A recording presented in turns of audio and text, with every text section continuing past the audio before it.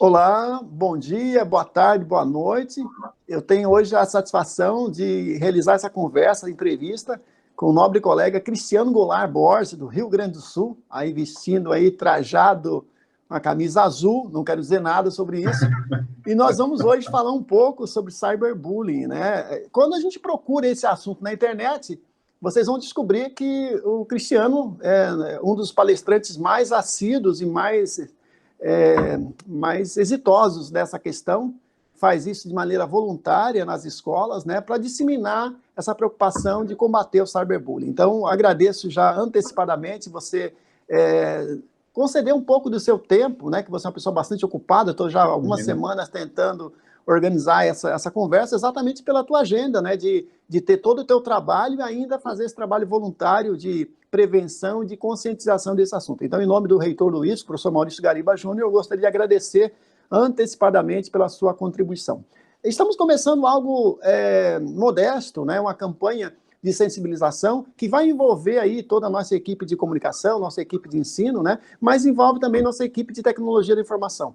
Por isso, a fundamental essas conversas preliminares que eu venho fazendo por meio de entrevistas para conscientizar aí a nossa comunidade acadêmica sobre a importância de se falar em cyberbullying, né? Em primeiro lugar, boa noite, professor Cristiano Goulart Borges, chamar de professor, porque você é um grande palestrante, e gostaria que você se apresentasse e dissesse inicialmente como é que você começou a trabalhar com esse assunto e por que você começou a fazer essas palestras aí no Rio Grande do Sul. Muito obrigado. E eu que agradeço, Jesué, desde o meu primeiro contato, é uma coisa que realmente eu gosto de fazer, eu estou sempre disposto a fazer, é um assunto que eu gosto muito, tanto de estudar quanto de falar com pessoas, a gente sempre aprende muito nas conversas e nessas atividades, a gente sempre entende um caso novo, alguma coisa desse tipo. Deixa eu começar, então, desculpando pela camisa azul, acabei de chegar do serviço, a gente estava comentando antes aqui, né, e já que isso vai ficar gravado para a posteridade aqui, né, nós estamos em outubro de 2021 e é muito possível que o meu Grêmio vá ser rebaixado, tá, mas enfim, hoje em dia é um motivo pelo qual eu sofro bullying, mas tudo bem, vamos lá. Respondendo a tua questão, eu sempre quis fazer algum tipo de trabalho voluntário, sempre foi uma coisa que eu me interessava. Só que pela minha atividade profissional, às vezes que eu procurei, por exemplo, um grupo para fazer algum tipo de atividade, às vezes me demandavam um determinado horário que eu não poderia. Né? Então, digamos assim, tem um determinado grupo lá de parceria voluntária, mas olha só, precisa estar quarta-feira às 2 horas da tarde numa escola tal para fazer tal atividade. E eu, infelizmente, não tinha essa possibilidade. Eu tinha o desejo, mas não tinha como fazê-lo. Em 2008, né, quando eu e a minha esposa, na época, nós começamos a pensar em gravidez, ter um filho e tal, eu achei que realmente, olha, aquele desejo que eu tinha de fazer alguma coisa, ele precisava sair do papel, né? Então, digamos assim, como eu sempre trabalhei com informática, sempre trabalhei com segurança da informação, e eu tenho irmãs pedagogas, eu tenho uma irmã que é diretora de escola, tenho uma outra irmã que já foi vice-diretora de escola, ambas trabalham com pedagogia e tal, e eu sempre via elas conversando muito sobre essa questão de bullying que acontecia na escola. Então, até pensando assim, poxa, eu estou pensando nessa questão de ser pai, da paternidade e tal, então, se o que a gente tem para fazer para transformar o mundo é o trabalho de formiguinha, né, mente por mente, então que assim seja, né, então a gente vai fazendo o trabalho de formiguinha, mas vai se mexendo, né, e a gente vai contaminando outras pessoas, a gente vai vendo esse trabalho evoluir. Graças a isso, que bom que a gente conseguiu se encontrar para bater esse papo. Perfeito, Cristiano. Sabe que tem vários vídeos seus no YouTube, e depois quando a gente divulgar essa entrevista, né, eu vou divulgar também o link, né, porque são muito didáticas as suas entrevistas, tem muitos exemplos concretos, casos que aconteceram, né, e que chamam a atenção, e você bem falou, né, eu me preocupo como pai de adolescentes, me preocupo como professor, que atuo com jovens também adultos, e me preocupo também hoje como dirigente, responsável pela área de tecnologia aqui no IFSC também. Eu vou começar com uma pergunta bem simples aí para a gente esquentar, né? Essa diferença, né, entre o bullying e o cyberbullying, né? A gente sabe que eu, pelo menos, sou mais antigo, eu sofri muito bullying na minha juventude, né? E hoje ainda sofro bullying pelo meu futebol, que é escasso. Mas qual a diferença exatamente do cyberbullying e o bullying para você? Eu acho que em algum momento da vida todos nós passamos por isso, né? Até porque antigamente era uma coisa, não se falava tanto sobre bullying, né? Não se falava, se dizia, enfim, que era frescura, que ensinava a desenvolver um determinado tipo de comportamento, enfim. E, na verdade, nós somos pessoas completamente diferentes, né? Ou seja, o comportamento que eu tinha na época não vai ser o comportamento que meu filho vai ter, e não precisa ser, né? Nós somos pessoas diferentes e nós temos que valorizar essas diferenças. Mas respondendo objetivamente a pergunta, assim, a grande diferença é que o bullying acontece através do online, ele acontece através das ferramentas digitais. Ambos são assédio, né? Mas o cyberbullying acontece através das ferramentas digitais. Então, essa é a principal diferença, né? Ou seja, qual é a criança hoje em dia que não tem uma ferramenta digital? Qual é a criança hoje em dia? Claro, existem, né? Tem uma boa parte da população que não tem acesso a esse tipo de ferramenta, mas boa parte da população infantil tem acesso a esse tipo de ferramenta, tem um tablet, tem um computador, usa o celular do pai ou da mãe, enfim. Então, isso acontece através das ferramentas digitais. Ainda uma outra diferença importante é a questão do anonimato, né? E quando a gente coloca anonimato entre aspas, justamente é o pseudo-anonimato, né? A gente nunca se está tão anônimo quanto se imagina, né? Se fosse assim, se realmente estivéssemos nesse nível, assim, de que as pessoas estão realmente anônimas online, não se pegavam tantos pedófilos quanto se pegam hoje em dia, tantos criminosos digitais, ou seja, ora, se uma pessoa que sabidamente está tomando precauções para não ser descoberto, ainda assim é descoberta, imagina uma criança que simplesmente criou um perfil falso e acha que está, por estar sozinha no seu quarto, a sensação de anonimato permite que ela faça isso, né? Então, digamos, também é uma característica importante, né? Uma diferença importante do bullying e do cyberbullying, que o bullying é presencial, né? Ou seja, realmente tu sabe quem está fazendo aquilo, né? No cyberbullying pode acontecer essa questão do anonimato, né? Da pessoa realmente nunca vir a descobrir quem é que está fazendo aquilo, apesar de sim, né, de órgãos policiais terem a possibilidade de encontrá-las.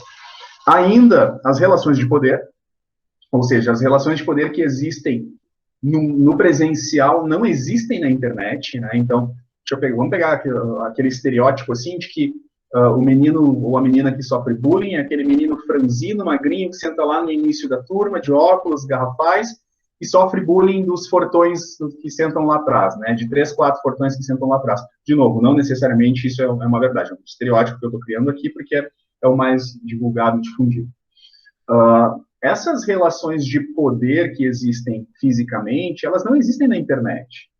Na internet, se aquele menino franzino sabe que o fortão lá atrás tem baixa autoestima, nada impede ele de criar um site, por exemplo, criar um blog ofensivo e espalhar isso para a turma, né? Sabendo que aquilo vai atingir aquele menino que senta lá atrás. Ou seja, relações de poder que existem presencialmente não existem na internet. Na internet, qualquer um pode agredir qualquer um. Né? Isso também é algo que torna, parece simplificar também muito essa questão.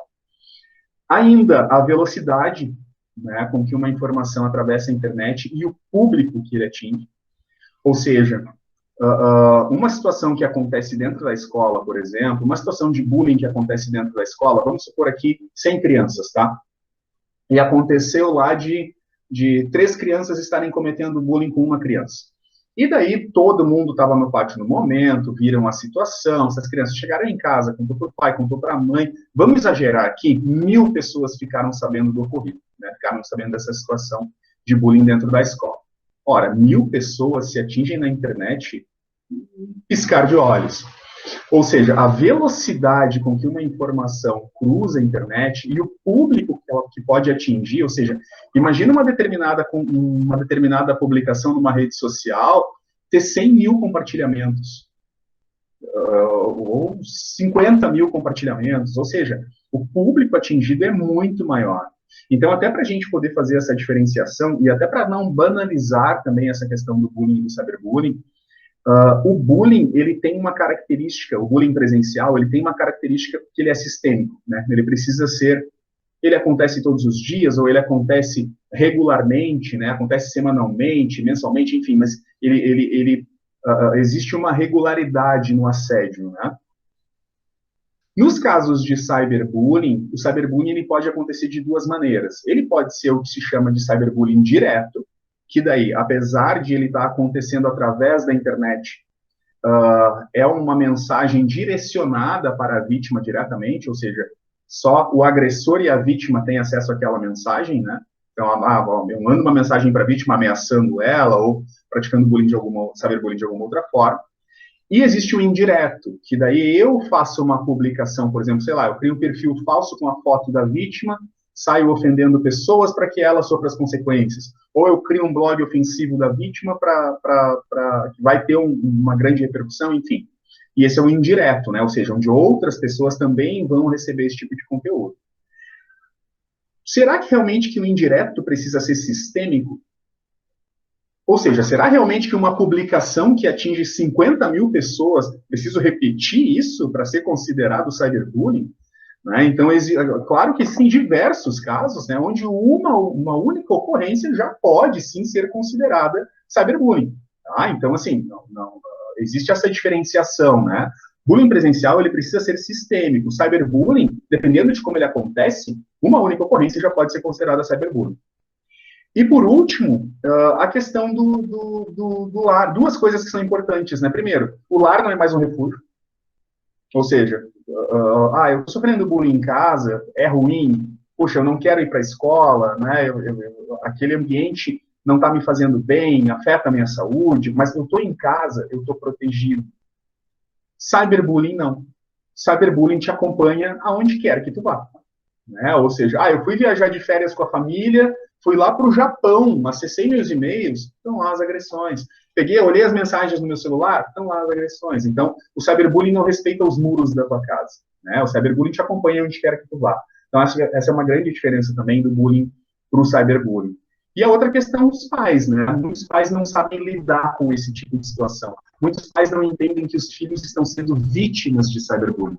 Né? E tratam crianças, muitas vezes, claro que não acontece só com crianças, mas muitas vezes tratam crianças como se tivesse uma maturidade de adulto, né? Ou seja, poxa, daqui a pouquinho a criança ficou ali pedindo um celular de Natal, pedindo um tablet e tal, aí o pai e a mãe sempre negando, não, é muito novo, ou a gente não tem dinheiro. Bom, enfim, chegou no Natal, o pai e a mãe fizeram lá um esforço, deram um celular para a criança, 3 meses depois a criança está reclamando de estar sofrendo cyberbullying.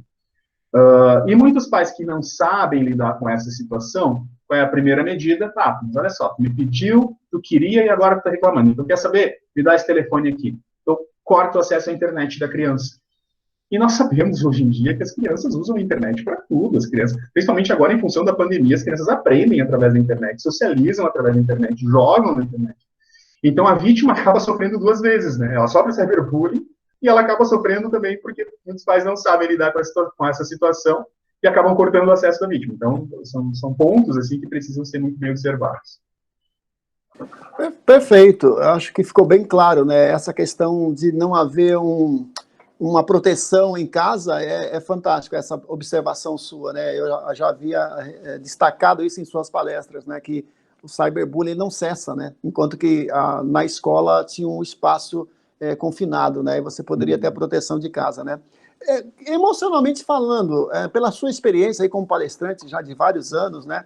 Quais são as principais consequências do cyberbullying para uma criança ou adolescente, Cristiano? Eu leio muito sobre esse assunto, né? Apesar de eu ser da área de tecnologia, então a gente percebe assim que a questão do medo, né? A questão de sentir vergonha de si mesmo, a questão da raiva, às vezes, pela questão do anonimato, né, de não saber quem está fazendo aquilo, problemas relacionados à autoestima, né, a criança fica se sentindo, se ela não tem um acompanhamento muito legal, ela fica se sentindo realmente, ela acredita naquilo que estão falando sobre ela, e vamos lá, né, se acontece com crianças muito novas, ou mesmo com adolescentes, né, não tem maturidade suficiente para lidar com determinado tipo de assédio, então acaba acreditando naquilo, acaba achando que realmente não tem valor. A questão da animosidade, né? Daqui a pouco era uma criança super dócil, e de uma hora para outra se torna uma criança super agressiva, perde interesse em eventos sociais, enfim, é uma coisa assim de mudança brusca de comportamento, né, que pode, inclusive, sinalizar aos pais que alguma coisa está acontecendo. Claro, não é o mais comum de acontecer, mas ainda assim são relatados casos de suicídio, inclusive, né, de crianças, de jovens, de adolescentes, que aconteceram em função do cyberbullying, né? Então, isso também é uma possibilidade, também pode acontecer. E, claro, e como nós comentávamos anteriormente também, né, a questão de não... Tanto a questão de não acontecer só com crianças, né, de pessoas que sofrem cyberbullying e cyberbullying já na fase adulta, trabalhando, né, ou mesmo pessoas que sofreram bullying na infância e que vão ter, lá na sua fase adulta, vão ter reflexos disso também. É interessante de ouvir falar, porque tem aquela criança que sofre o bullying, o cyberbullying, tem a criança que pratica também o cyberbullying, né? Aí vem a minha próxima pergunta, né? Vamos supor que eu seja pai de uma criança que tenha praticado cyberbullying, né? De que maneira eu posso, como responsável por aquela criança ou adolescente, ter que reparar, por exemplo, a vítima de cyberbullying? Em que situações isso é previsto na tua experiência? Na verdade, se esse assédio, por exemplo, né, ele se configurou um crime, por assim dizer, né, porque assim, o cyberbullying, ele ainda, apesar de já ser previsto na legislação, mas a legislação é mais voltada para que as escolas tomem iniciativas, né, de prevenção, que eduquem as crianças, etc. No lado criminal, ele ainda não está previsto, né? O cyberstalking, por exemplo, já está, né? Mas o cyberbullying ainda não. Então, ele geralmente é encaixado em outros tipos criminais, como, por exemplo, os crimes contra a honra, né? Injúria, difamação, calúnia, também a questão de constrangimento ilegal, né? Ameaça, falsa identidade, ou seja, eu pegar uma foto de uma criança e criar um perfil falso, né, sem o consentimento dos pais daquela criança, né, a criança não vai dar consentimento dependendo da idade, então sem consentimento dos pais daquela criança, podem ser situações em que sim, pode ser considerado cyberbullying. Tá? E sim, né, os pais podem sim responder, não só podem, eu diria devem, né, em determinadas situações, responder pelo que os filhos fazem, porque, sim, é reflexo, muitos casos de cyberbullying são reflexo da educação que as crianças têm hoje em dia. Mas eu queria comentar uma coisa anteriormente que me fugiu agora, mas quando eu pescar aqui de novo, eu volto nesse assunto. Agora me fugiu, mas vamos lá. Não tem problema. Na verdade, eu tenho observado na minha leitura, na minha pesquisa, né, que algumas escolas, inclusive, foram obrigadas a pagar indenização também por não ter uma campanha de sensibilização, que é algo que as pessoas desconhecem, né? A omissão e negligência também pode levar a esse tipo de consequência, né? Você já ouviu casos desses aí no Rio Grande do Sul? Eu não vi casos de escolas que tenham sofrido penalidades. Entretanto, a partir do momento que saiu a Lei 3.185, eu percebi que o número de escolas que me solicitaram visitas aumentou bastante. Né? Ou seja, da coisa de serem obrigadas a promover essa discussão dentro da escola, eu percebi assim que eu comecei não só a presencialmente lá conversar com as crianças, conversar com os professores, principalmente, mas também a questão de orientação, assim, né, daqui um pouquinho, o que a gente poderia colocar, por exemplo, num código de conduta, não um código de conduta, né, mas estou esquecendo tudo hoje, me fugiu o termo de novo, mas no contrato escolar, né, com os pais, né, prevendo, e isso é possível, né, prevendo que, olha, em casos de bullying, a ação que a escola vai tomar é essa, em caso de acontecer reiteradas vezes, pode ser, inclusive, a penalidade, pode ser a expulsão, enfim, nesse sentido, assim, de ter uma preocupação maior em função da legislação. Aqui a gente chama de regime didático-pedagógico, alguns chamam de organização didática, né, que são realmente, assim, o regramento, né, o estatuto de convivência no ambiente escolar, né, tem várias escolas, inclusive, que que tem esse regramento e faz questão de expor isso aos pais no ato da matrícula para evitar, né, ser chamado de omissão, né? Cristiano, na sua palestra me chamou muita atenção quando você coloca alguns exemplos reais, né, de pessoas que tiraram a vida por conta de não aguentarem sofrimento proporcionado pelo cyberbullying, né? Eu fui pesquisar, inclusive no Brasil, é da ordem de 33 mil brasileiros que tiram a vida todos os anos, né? O que dá mais ou menos ali uma pessoa a cada 33 minutos. É uma coisa bastante grave, né, no país, né? Que casos são mais emblemáticos para você, que você se lembra? Não, esse caso aqui é um caso que me chocou quando você acompanhou e até que você colocou na sua palestra. Eu me lembro muito, o caso que mais me choca, assim, até hoje, dois casos que mais me chocam até hoje, e eles aconteceram exatamente da mesma maneira, são internacionais, inclusive não são aqui, não são nacionais. Um caso de uma menina chamada Megan Mayer. E por que me chocou muito? Esse caso é de 2007. E até então se falava muito sobre bullying e não se falava tanto sobre cyberbullying. Tá? E por que eu digo que chocou, assim? Porque parece que foi uma virada de chave, sabe? Parece assim que quando as pessoas... me chocou muito a questão da natureza humana, sabe? Olha... crianças que antigamente faziam bullying de forma presencial, quando elas começaram a usar tecnologia, quando elas começaram a se familiarizar com a tecnologia, quando elas começaram a ter mais acesso a computadores, a celulares, aquele comportamento foi repetido dentro do meio digital. Então, isso, na época, me chocou muito, e ali, nesse caso da Megan Mayer, especificamente, lá em 2007, começou-se a ter uma discussão maior sobre cyberbullying, né, e não apenas sobre o bullying. Esse caso, inclusive, da Megan, a suposta melhor amiga, e vamos lá, né, a Megan tinha 13 anos. Então, 13 anos, gente, a gente faz amizades e desmancha amizades né, é uma fase que os hormônios estão à flor da pele, enfim. A Megan Mayer tinha uma melhor amiga, e essa suposta melhor amiga, as duas brigaram, por um motivo qualquer, e essa suposta melhor amiga, junto com a sua mãe, criaram um perfil falso com uma foto da Megan numa rede social. Começaram a trocar mensagens com ela e começaram a espalhar para o resto da turma toda, para que todos rissem dela. A Megan descobriu quem é que estava fazendo isso. Ela, claro, estava absolutamente incomodada, mas ela descobriu quem estava fazendo isso, falou com a menina, pediu para que a menina parasse. As agressões continuaram, né? Ou seja, ela continuou espalhando as conversas e tal. E um determinado dia, a Megan chegou em casa, deu tchau para os pais e se enforcou no banheiro. Então, assim, isso para mim foi um caso absolutamente chocante. Tem um outro caso de um outro menino também chamado John Halligan, que foi exatamente a mesma coisa, exatamente a mesma situação. E duas coisas que eu acho que são extremamente importantes e que se a gente parar para pensar, assim, vamos parar para pensar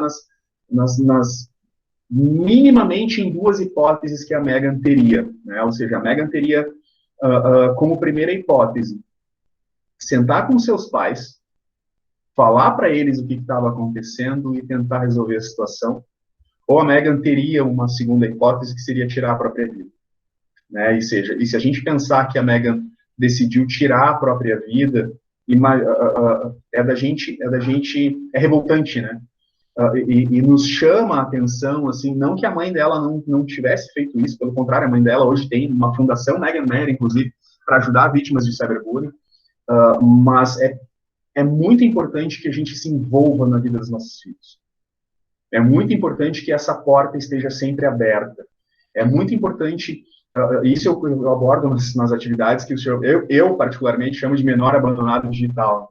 Às vezes os nossos filhos, dependendo do meio no qual eles estão inseridos, né, eles acabam sendo menores abandonados digitais, né? Ou seja, ele não é um menor abandonado, ele tem a sua casa, né? Ele é alimentado, muitas vezes ele é uma criança querida pelos pais, né? Os pais têm ali a sua rotina diária.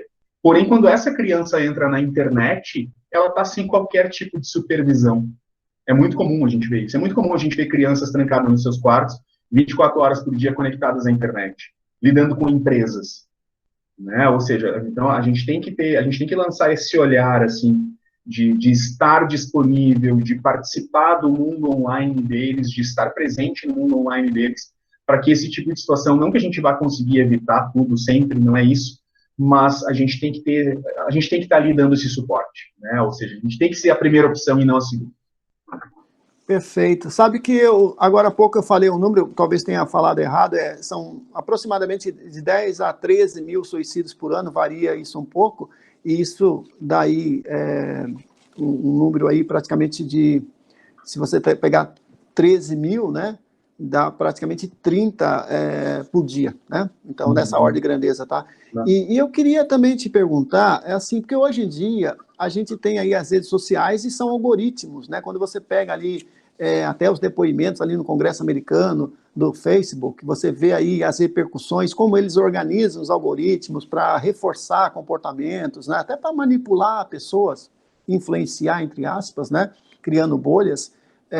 Muitas vezes eu imagino que as pessoas ficam ávidas por curtição, né, das suas postagens, que quer ter bastante amigos, como se ter amigo fosse amigo de verdade ali dentro, e mesmo as pessoas sempre colocando ali vidas perfeitas, né? Isso provavelmente deve ter para as crianças que não são ainda emocionalmente completas, ainda que não estão ainda formadas, né?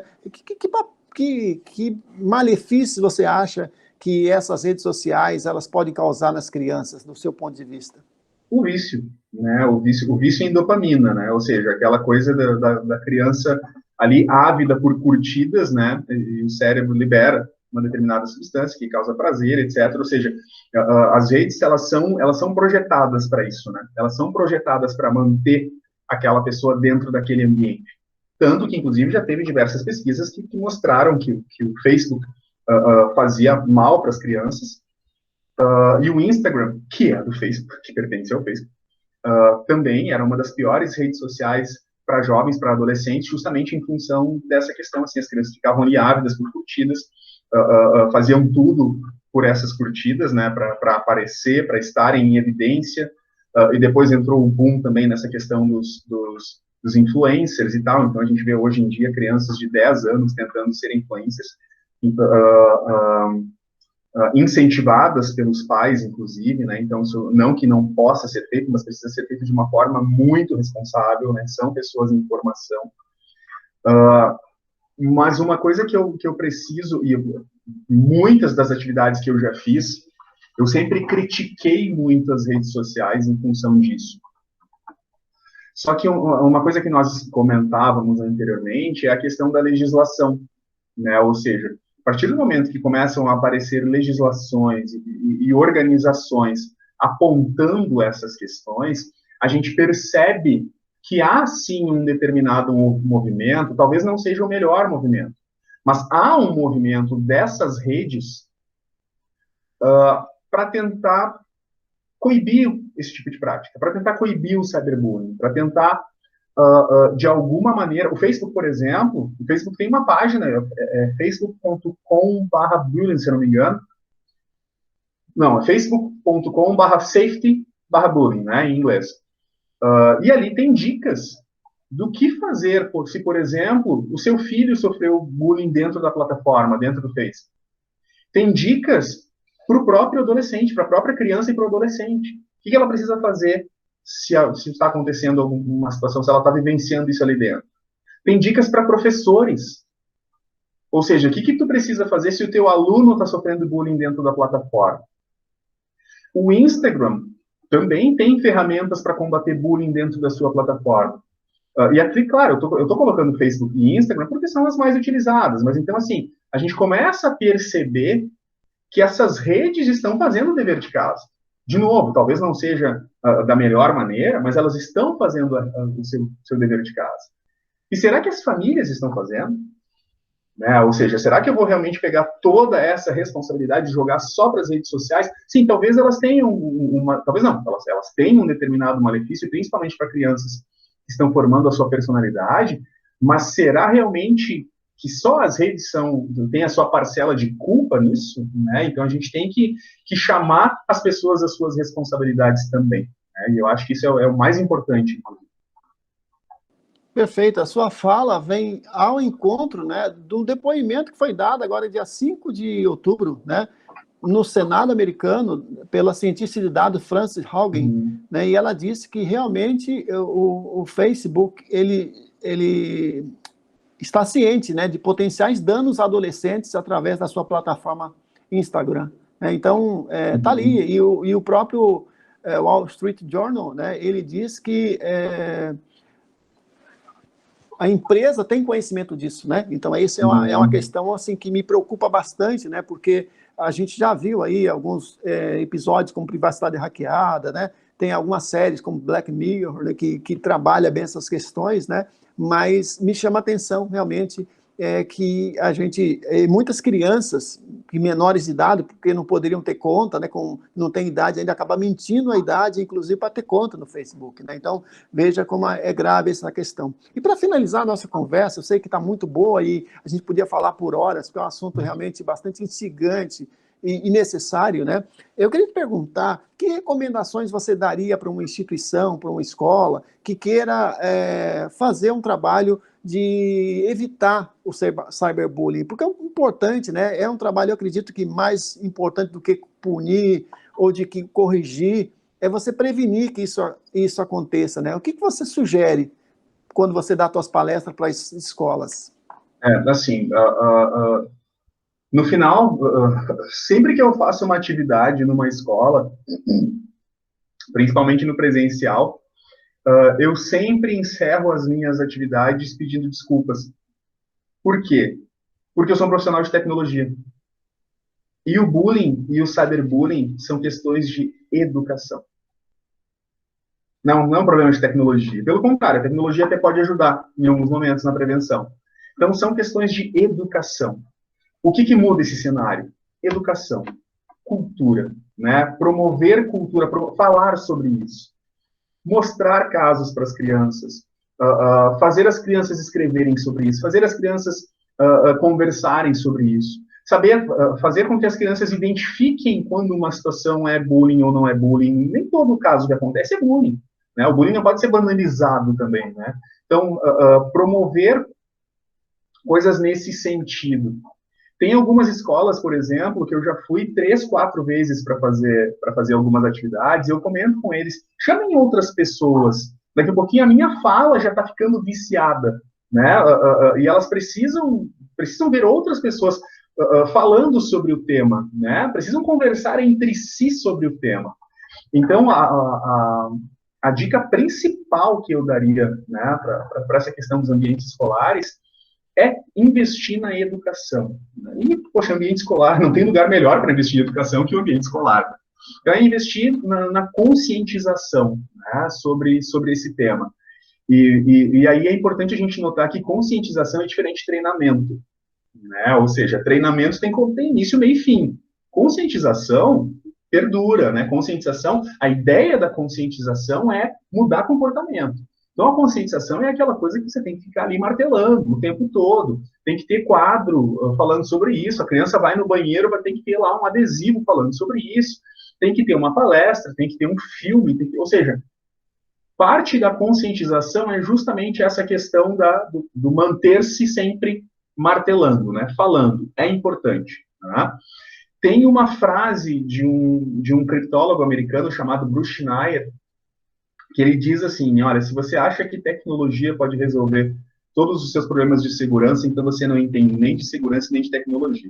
Né? Tem coisas que a tecnologia não resolve, tem coisas que se resolve realmente com a educação. E acho que o caminho é esse. E tem que ser top-down, né? Não adianta a gente dizer para a criança que ela não pode fazer e um professor fazendo bullying com o outro na frente das crianças, né? Então, a educação ela tem que ser para todos. Perfeito. Agora eu prometo que é a última pergunta, né? Você agora eu vou explorar a tua habilidade na área de TI, né? Veja, imagina então que uma criança ela tenha sofrido o cyberbullying, né? Que medidas essa criança e o pai da criança, a mãe da criança podem fazer para documentar essa ação? Eu vejo nas suas palestras que você dá algumas dicas, né? Como você pode tirar print screen das telas, como é que você pode guardar isso existe anonimato? Você consegue descobrir de onde vem o cyberbullying, essa prática? O que você tem de dica tecnológica assim, para os pais depois que aconteceu? Uhum. A primeira dica é não deletar, né? Ou seja, se o problema, se a ideia é realmente, né, ir atrás, ver quem é essa pessoa que está fazendo e tal, não deletem as mensagens porque elas são evidências de um possível crime, né? Então a primeira coisa é não deletar. Existem softwares, por exemplo, conseguem baixar páginas inteiras. Existe um software chamado HT-Track, por exemplo, que ele faz o download de uma página, do conteúdo de uma determinada página inteira. É uma ferramenta que pode ser utilizada, sempre recomendo, né? O próprio print screen também pode ser utilizado. Muitas vezes ele há uma problemática com o print screen, né? Algumas vezes ele não é aceito, mas enfim. Sempre que isso acontecer, sempre que tu der um print screen, por exemplo, o ideal é que se faça uma ata notarial, né? Que se vá a um tabelionato de notas.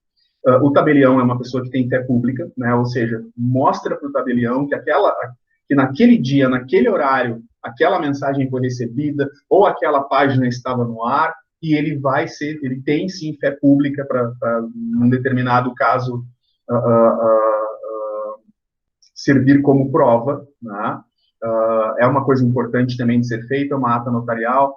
Existem delegacias de repressão de crimes informáticos que podem ser acionadas, então, assim, procure essas delegacias, não acredite nessa questão do anonimato, dá para descobrir, sim, quem está por trás disso. Mas que me vem agora à mente é justamente isso, né? Não deletar as mensagens, dar print no que for possível e procurar uma delegacia para resolver isso.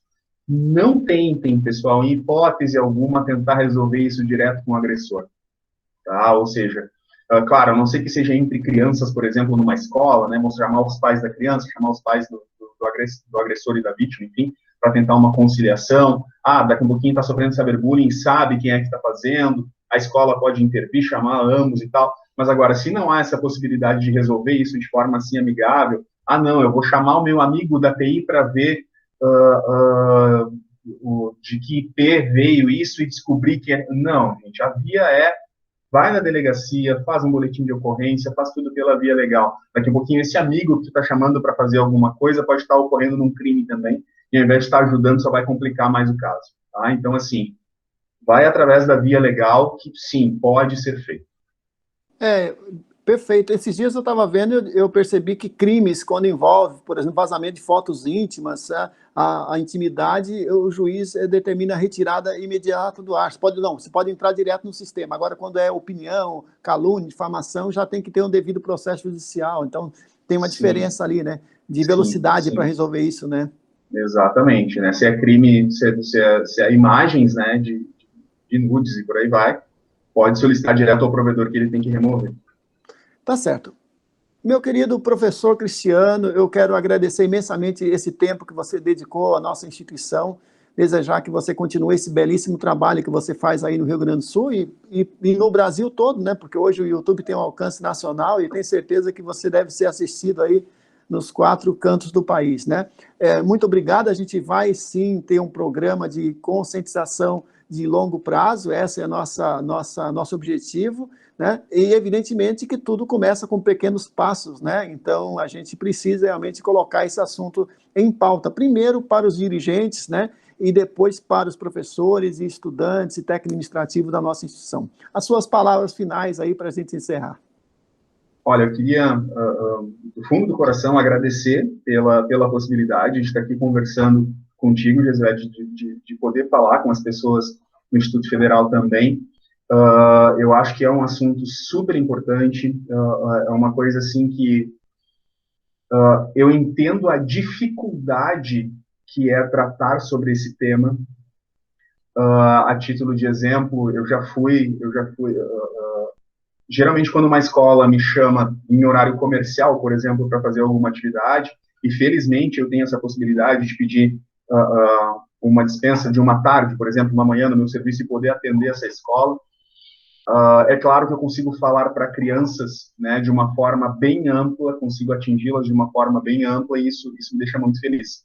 Entretanto, quando é reunião para os pais, ou seja, não, vamos fazer uma reunião depois do horário, né, das 6 até as 7h30, chamar os pais para conversar sobre cyberbullying, o público é sempre reduzido. O público é sempre muito reduzido. Já teve uma situação que eu fui a Caxias do Sul, por exemplo, que é daqui de Porto Alegre, deve dar mais ou menos uns 150 quilômetros, um pouquinho mais, ou um pouquinho menos, enfim, não tenho agora de cabeça, mas eu fui a Caxias do Sul para dar uma palestra numa escola e tinham 2 pais presentes.